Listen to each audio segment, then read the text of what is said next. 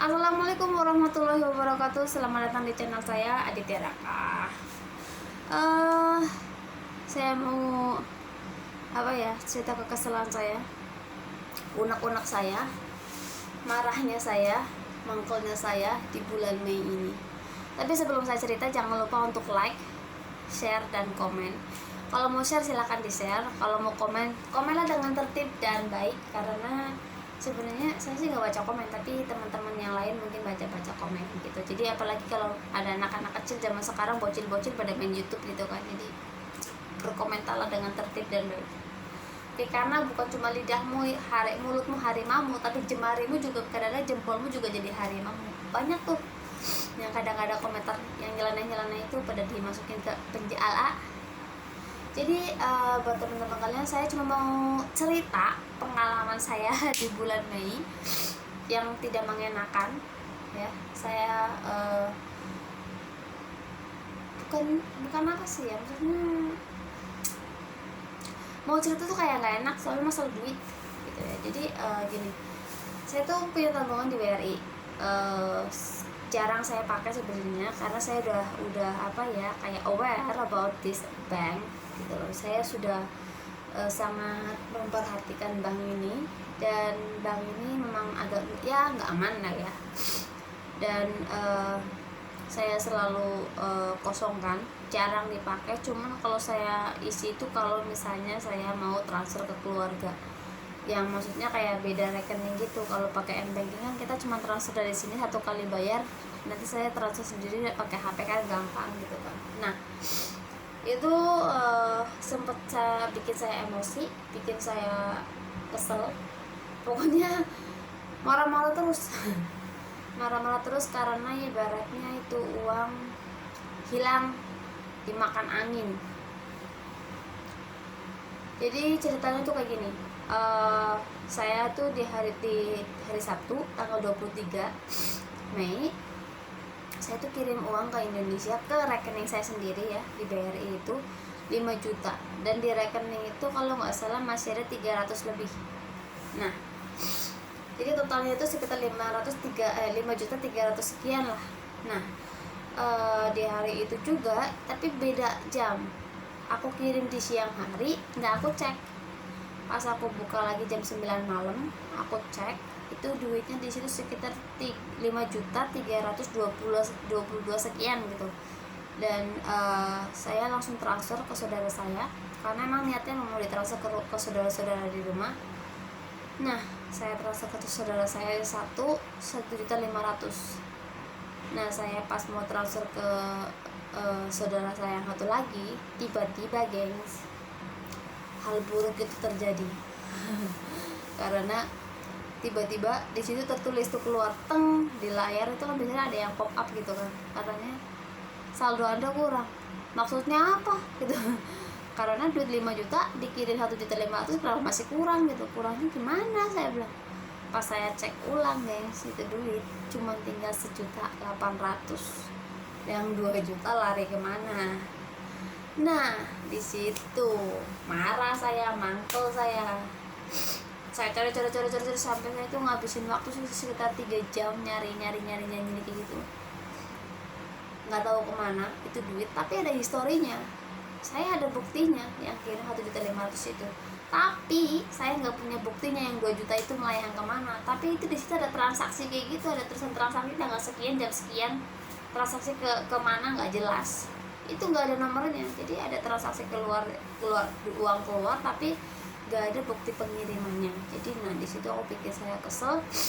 Yang bikin saya kesel lagi adalah itu nomor call centernya BRI nggak bisa dihubungin. Katanya kan 24 jam ditelepon, nggak bisa dihubungin, boro-boro dihubungin, nyambung pun kagak. Makanya aku mangkel banget tuh, sampai jam 3 pagi saya coba telepon, nggak bisa. Akhirnya aku SMS, aku email juga, dan lain sebagainya. Aku udah coba beberapa cara dan mereka nggak respon sama sekali. Respon itu di hari Senin pagi. Di Senin pagi dia ngerespon saya, otomatis saya langsung maki-maki dia.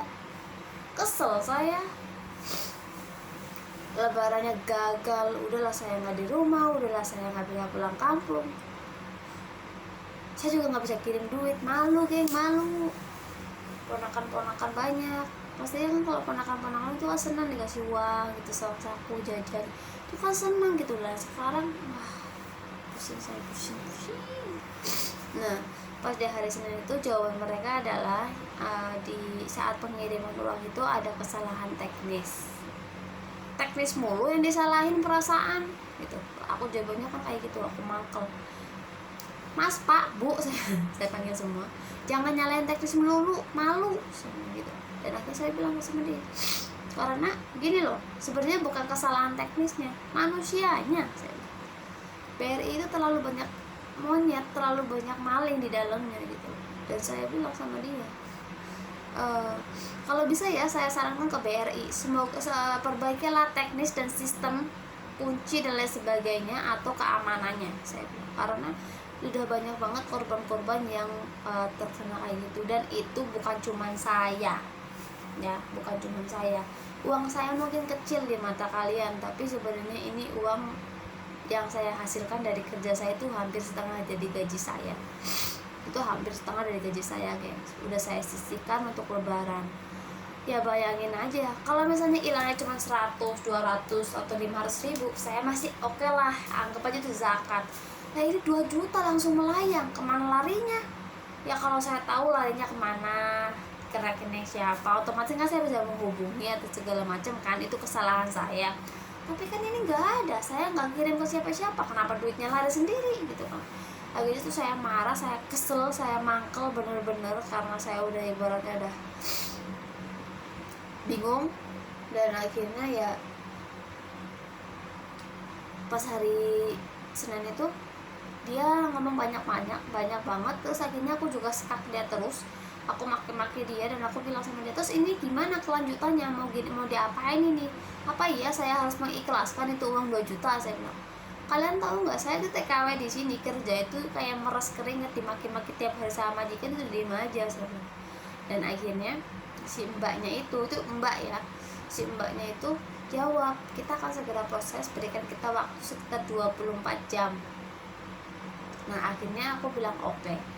Nah tadi siang atau tadi pagi, tadi ya jam 11-an lah ya, masih pagi atau udah siang gini, itu aku dapat SMS lagi, uangnya akan segera diproses dan silakan jika ada notifikasi atau segala macam silakan diberitahukan ke pihak BRI juga secara email atau di SMS ke nomor yang itu lagi. Saya bilang oke.